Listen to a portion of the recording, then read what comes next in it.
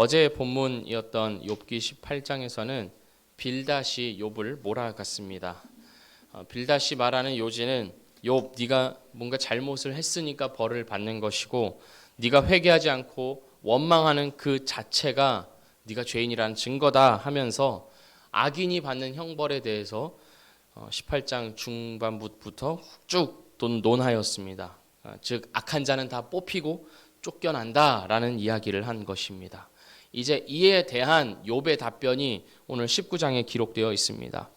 빌닷은 욥이 회복되기 위해서는 하나님 앞에 회개해야 한다는 논리를 가지고 어떻게든 욥을 설득하고 겁박하려고 했습니다만 이것은 오히려 욥을 더 괴롭게 하였습니다. 그냥 괴롭히는 것이 아니라 2절 말씀에 나와 있는 대로 나를 짓부수기까지 한다고 표현합니다. 다시 말해서 욥은 빌닷에 의해서 고문을 당하고 있는 것과도 같습니다. 친구들은 말로 욥을 조각조각 잘게 찢어버리면서 욥을 학대하고 있습니다. 하지만 친구들은 그런 일을 행하고도 부끄러운 줄을 모릅니다. 욥은 4절에서 이렇게 말합니다. 비록 내게 허물이 있다 할지라도 그 허물이 내게만 있느냐. 이 말은 왜 나만 가지고 그러냐, 너희들도 죄인 아니냐, 이런 식으로 말하는 것이 아니라 나에게 허물이 있다 할지라도 그 허물은 나의 것이다 라는 말입니다. 바른 성경이라는 번역본은 이렇게 말합니다. 비록 내가 잘못했다고 하더라도 내 잘못은 내 문제일 뿐이다. 그러니까 다시 말해서 설령 나에게 죄가 있다 할지라도 너희들까지 나서서 지적할 문제가 아니라는 것입니다. 욥은 다시 한번 자신의 주장을 피력합니다. 6절 말씀입니다. 제가 6절 말씀을 읽겠습니다. 하나님이 나를 억울하게 하시고 자기 그물로 나를 에워싸신 줄을 알아야 할지니라. 욥은 이 모든 일은 하나님으로부터 온 일이라고 주장합니다. 친구들이 주장하는 것처럼 나는 이러한 형벌을 받을 만한 죄를 지은 것이 아니다. 내가 자초한 일이 아니다. 하나님이 하신 일이다. 하나님이 나를 억울하게 하시고 나를 에워싸고 계시기 때문에 내가 지금 이 꼴을 당하고 있는 것이다 라고 다시 한번 주장합니다. 하나님께서 욥에게 어떻게 하셨습니까? 7절을 보면 하나님은 욥에게 철저히 침묵하셨습니다. 욥은 폭행을 당하는 것과 또 같아서 도와달라고 소리질러 보지만 아무도 듣지 않고 외면해 버린 것 같다고 말하고 있습니다. 8절 말씀을 보면 하나님은 욥의 길을 막으십니다. 욥은 더 이상 갈 데가 없습니다. 물리적으로 갈 곳이 없을 뿐만 아니라 심리적으로도 마음 둘 곳이 하나 없습니다. 그래서 욥은 내 앞길에 어둠을 두셨다라고 말합니다. 아무것도 보이지 않는다는 말이죠. 9절을 보면 하나님은 욥의 영광을 거두어 가시고 10절을 보면 하나님은 나무를 뽑듯 욥의 희망을 뽑으십니다. 12절을 보면 군대가 포위해서 일제히 공격하는 것처럼 욥은 하나님이 자기를 그렇게 대하신다고 느낍니다. 욥은 자기가 당하고 있는 이 고통이 하나님으로부터 온 것임을 친구들에게 다시 한번 주장합니다. 자기가 억울한 고통을 당하고 있다는 것을 제발 좀 알아달라고 호소합니다. 욥은 자기를 굽히지 않습니다. 보통 우리가 논쟁을 하다가 더 이상 논쟁을 이어가고 싶지 않을 때 어떻게 합니까? 그냥 이렇게 얘기하지 않습니까? 그래, 내가 잘못했다. 내가 잘못했고 내가 고쳐야 되니까 네가 옳고 내가 틀리니까 제발 좀 그만하자. 이렇게 마무리를 지으려고 합니다. 그 논쟁을 지속해봤자 더 이상 의미가 없다고 느끼기 때문입니다. 하지만 욥은 그런 식으로 논쟁을 마무리하지 않습니다. 자기의 주장을 포기하지 않습니다. 왜냐하면 욥에게 있어서 이 문제는 자기가 죽느냐 사느냐보다 더 중요한 문제이기 때문입니다.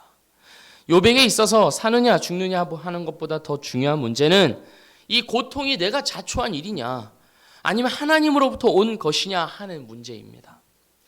죽음을 눈앞에 둔 시점에서도 욥은 자기 주장을 버리지 않고 친구들에게 이렇게 주장합니다. 이유는 알 수 없지만 하나님이 나에게 이 고통을 주셨다. 하나님이 하시는 일이다. 그러니까 너희들도 이 사실을 알고 인정해야 한다. 정말 대쪽 같은 사람입니다. 만약에 욥이 이 시점에서 자기를 포기한다면 어떻게 되었을까요? 친구들의 논리, 즉 인과응보의 논리에 설복당했다면 어떻게 되었을까요? 욥이 이렇게 말한다고 한번 상상을 해봅시다. 그래, 너희들 말이 맞다. 나는 죄인이다. 내가 죄인이니까 이렇게 극심한 고통을 당하고 있다. 하나님이 나의 은밀한 죄까지 다 보시고 갚으시는 것이다. 나는 할 말이 없고 이 고통을 당해도 싸다. 그래, 내가 회복되는 유일한 길은 하나님께 돌아가는 것뿐이다. 욥이 이렇게 나왔으면 어떻게 되었을까요? 욥의 하나님은 그럼 어떤 하나님이 되는 것일까요? 선악간을 가려서 철저히 심판하시는 하나님이 됩니다. 잘한 것은 잘했다 하되 못한 것에 대해서는 철저하게 또한 벌 주는 하나님이 되는 것입니다. 잘잘못을 따지고 무게추를 달아보아서 조금이라도 부족한 것에 대해서 분노하시고 질책하시고 형벌을 내리시는 공포의 하나님이 되고 마는 것입니다. 이런 공포의 하나님으로부터 벌을 받지 않기 위해서는 늘 행동을 똑바로 하고 실수를 하지 말아야 합니다. 언제나 순종하고 복종해서 심기를 조금이라도 거슬리게 해서는 안 되는 그런 폭군과도 같은 하나님이 되는 것입니다. 욥이 끝까지 자기 주장을 굽히지 않는 이유는 바로 이것 때문입니다. 욥은 자신이 믿는 하나님이 공포의 하나님이 아니라는 것을 압니다. 욥은 하나님의 선하심과 의로우심, 인자하심과 자비하심을 알고 있었고 또한 실제로 그것을 경험했던 사람입니다. 창조자이신 하나님이 자기를 만드시고 복되게 하셔서 존귀하고 영광스러운 인생을 살게 하심을 지난 사는 날 동안 직접 체험했습니다. 그렇기 때문에 욥은 친구들의 논리를 받아들이지 않습니다. 받아들일 수 없습니다. 그 논리를 받아들이는 순간, 자기가 믿는 하나님을 포기해버리는 순간 하나님은 완전히 다른 하나님이 되고 말기 때문입니다. 친구들의 말에 동의하는 순간 자신이 충만하게 경험해왔던 하나님의 선하심과 인자하심은 사라지고 인과응보의 논리로 정죄하고 심판하는 냉혈한 같은 하나님만 남게 되기 때문에 욥은 자기가 죽는 한이 있더라도 자기의 주장을 굽히지 않고 있는 것입니다.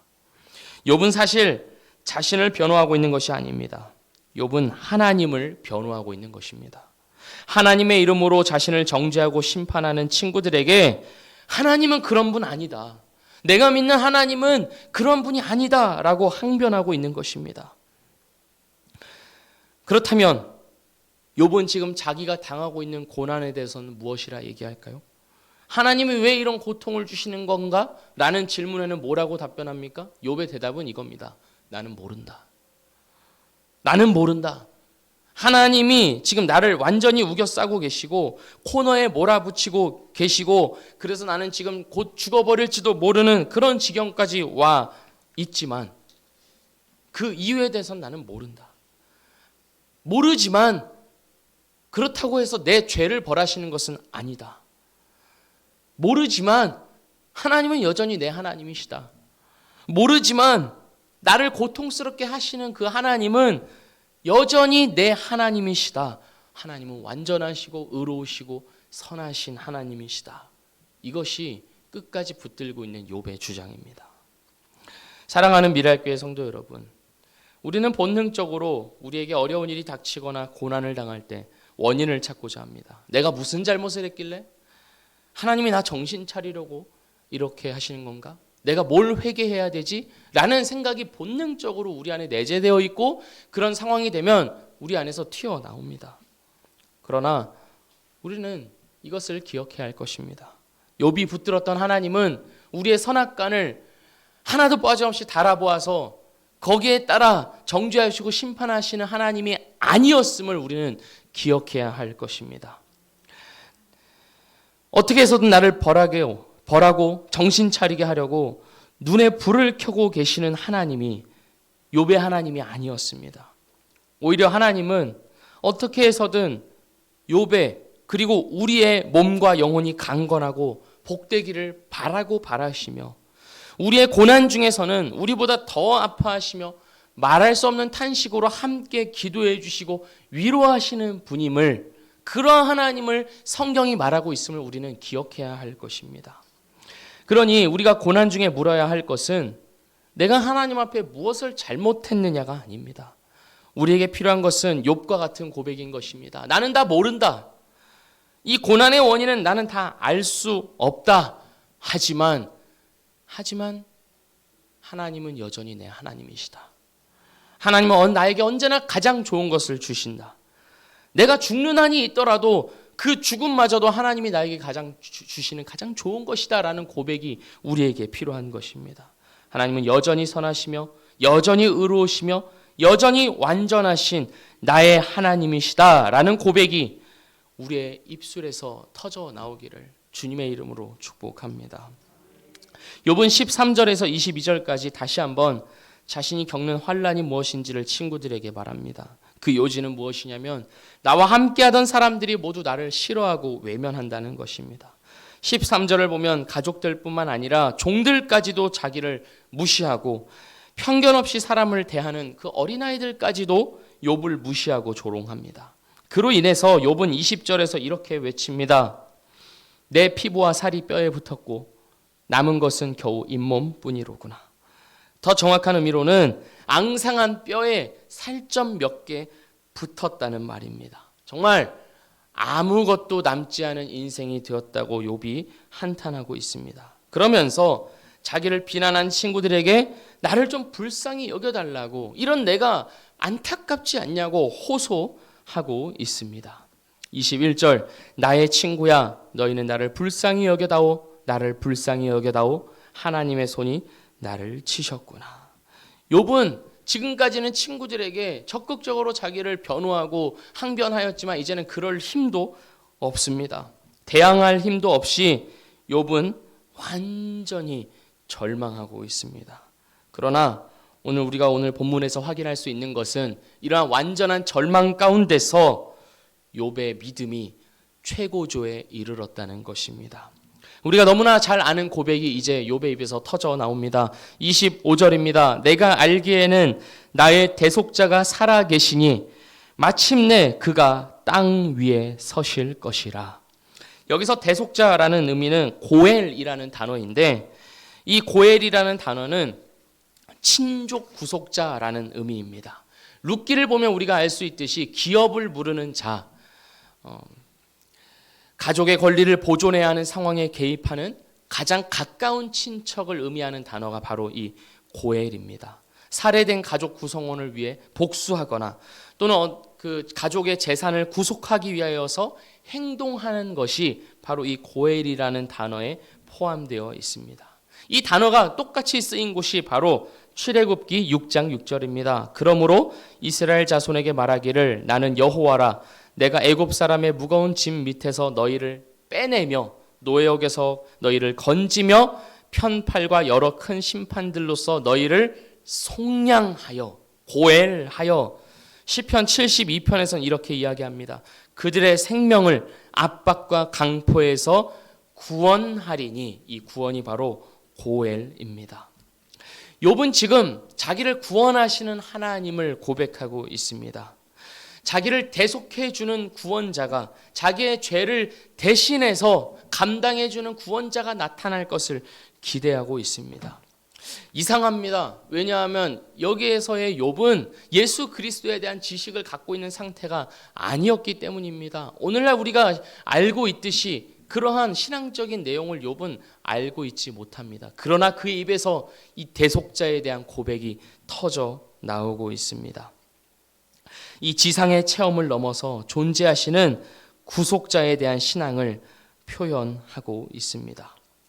우리는 이 욥의 고백을 동일하게 고백하여야 할 것입니다. 나의 대속자가 살아계시니, 나의 대속자이신 예수 그리스도가 살아계시니 어떠한 상황 가운데서도 나는 쓰러지지 않는다. 나는 결국에는 주 앞에 서게 될 것이고 주 앞에서 부활한 자로, 영광스러운 자로, 복된 자로 살아남게 될 것이다 라는 고백이 우리에게서 나와야 할 것입니다. 하나님에 대한 지식이 완전하지 않았던 욥의 입에서도 이러한 고백이 튀어나왔을진데 하나님에 대한 더 큰 지식을 갖고 있는 우리들에게서 어떻게 이러한 고백이 멈출 수 있겠습니까? 오늘 이 고백으로 살아가시는 우리 모두가 되기를 주님의 이름으로 축복합니다. 기도하겠습니다. 나의 대속자이신 하나님, 그 아들을 보내서 우리의 모든 죄와 허물을 감당하시고 대신하여 주신 하나님, 오늘도 그 하나님을 고백하는 하루가 되기를 원합니다. 나의 살아가는 인생이 나의 손에 달린 것이 아니오, 나의 대속자가 되신 예수 그리스도 안에서 이미 모든 것을 책임져 주신, 그러한 모든 것을 담당하신, 내가 사는 것이 아니오 오직 내 안에 계신 예수 그리스도께서 살아 계시는 그러한 인생임을 고백하게 하여 주시옵소서. 그리하여서 우리에게 어떤 일이 있다 하더라도 절망 가운데로 빠져 들어가는 것이 아니라 우리의 책임자 되신 예수 그리스도를 더욱 붙들며 우리의 믿음이 더욱 견고해지는 복이 우리 모두에게 있게 하여 주시옵소서. 예수 그리스도의 이름으로 기도합니다. 아멘.